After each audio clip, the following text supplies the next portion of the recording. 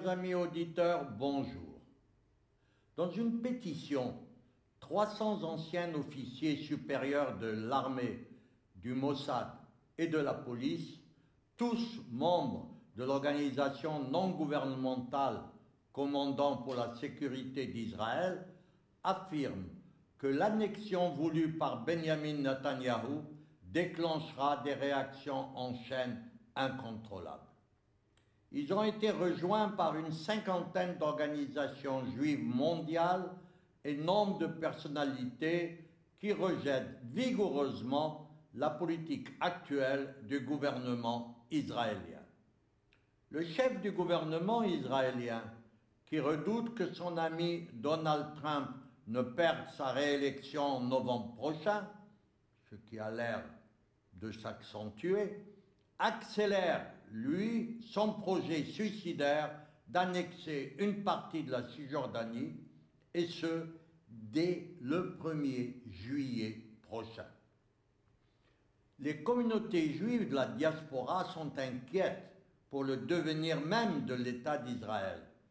Une telle annexion unilatérale, en violation du droit international, de nombreuses résolutions de l'ONU, porterait atteinte aux droits fondamentaux du peuple palestinien.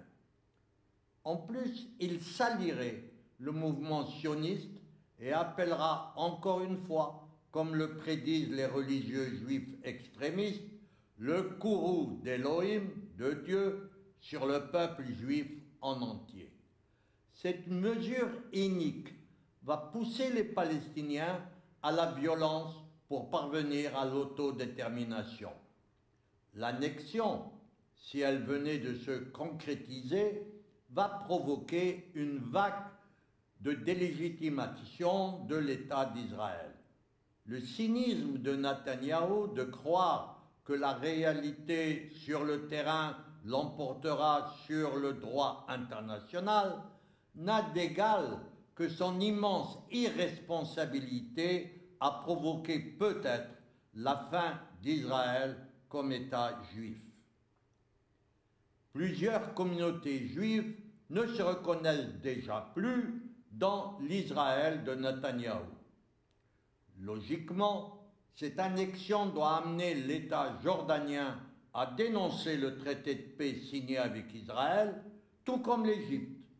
Mais, entre nous, nous le savons, il n'en sera rien devant le réel politique soumis à la pression et les avertissements de Washington.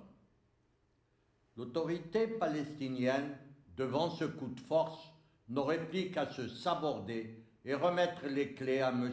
Donald Trump. Cette annexion creuserait un fossé entre Israël et la plupart des Juifs de la diaspora qui sont attachés aux principes des droits de l'homme et de la démocratie.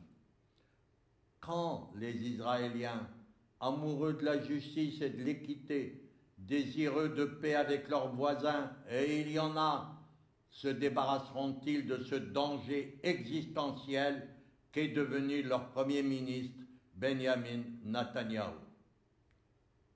À demain, si vous le voulez bien.